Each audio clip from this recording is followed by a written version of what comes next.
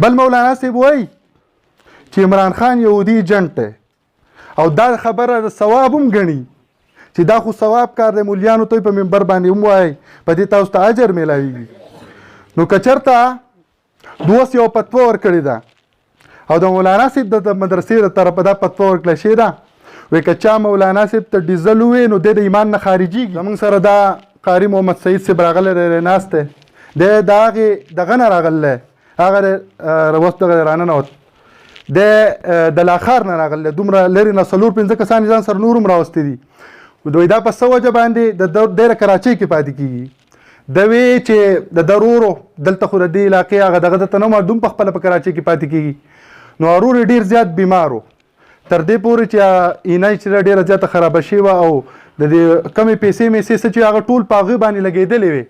نو د دوی سره بیا دومره گنجایش نه و چې دوی چې دی هغه کم ګاډي له کرایي ورکولی ځکه نور خو جیداد میداد داشته خو هغه وخت کې ورسره دومره څه نه و. نو ما ته یې ټلیفون وکړو چې څه ترتیب وکړو. ما یې 11-22 میلاو که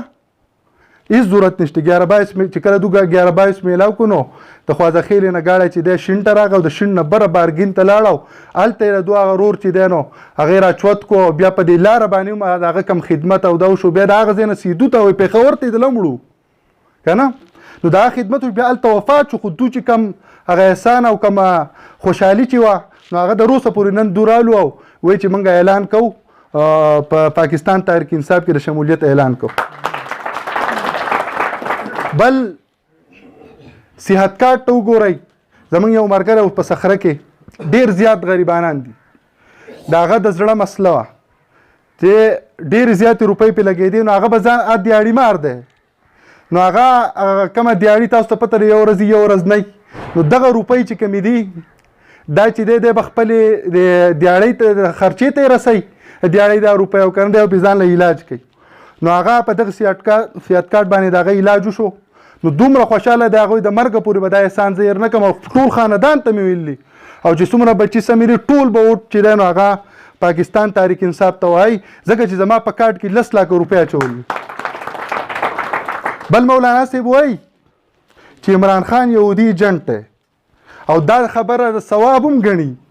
چې دا خو ثواب کار دی. مولیانو ته په منبر باندې هم وایي په دې تاسو ته اجر میلاویږي. نو که چېرته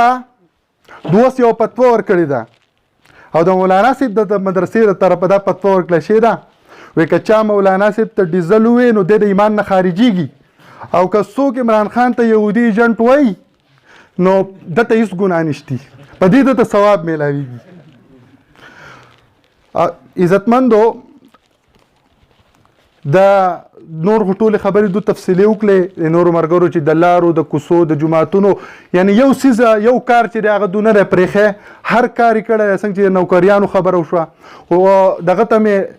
ښکلي خان ته مې خبره په دیره کې هم کړې وه او د دوی موږ له په دومره اجلاس چې دومره ګڼه وه او زموږ له اولنی ملاقات د دوی سره دوی چې موږ له کم عزت راکړو الله یې دوی له د هغې نه زیات عزت ورکړي. په عزتمن خلک ته او عزت او ذلت د الله په لاس کې دی. الله پاک ول عزت ورکړی نور بولم الله ډېر ورکړي ځکه د دوی چې کومه که په یو خان ملک پسې ځي او په دغه پسې ځي لاول به لاول د هغه ناظر ته چې به کومه چمچه کوي او بیا به د هغې نه پس دغه کوي او بیا چې خان ته رسي نو په هغې کې ډېر وخت لګي. نو دا داسې خلک دي د دوی کوم عاجزي کوم انکساري او ما ته وي ته مخکې شمولي صاحب که نه نو ما وی چې داسې خلک په دوی کې چې کوم انکساري او کوم عجزي ده حدیث کې راځي من تواضع لله رفعه الله ومن تکبر وضعه له. چا چې عجزي اختیار کړه الله وایي زه به یې چوت کړم او چا چې تکبر اختیار کړه الله یې زه به ذلیله کړم رسوا به یې کړم تر دې پورې چې د سپي او د خر نه به هم د هغه مرته خنزیر نه هم د هغه مرتبه کمه وګرځي. نو دوی چې الله د عزت ورکړی دی نو په دوی کې دا ځای دی. نو الله سبحانه وتعالی دوی له عزت ورکړی دی. نو په کالاکوټ کې د 2 کروڑ روپو دکان به د رنګونو یو کس راغی دا خبره مې ښکلي خان ته وکړه په دیره کې نو وایي سره جومات جوړېږي په سر بانډه کې نو چندې کوله نو هغه والا 10 روپۍ 2 کروڑ روپو دکان خو 10 روپۍ والا پکې ورکړي. جو لاس یې چوت کړو دوی ته یې دعا وکړه ما ته دا دعا ولیکې وایي یوه وینا مې ورته کړې ده او پوه لا پوه نه مې 3 لکه روپۍ دوی موږ له راکړې او هغه هم سره د خپل دغه نه موږ له راکړي دي لکه د حکومت د دغه نه موږ له خپل ذاتي دغه یې راکړلی موږ له.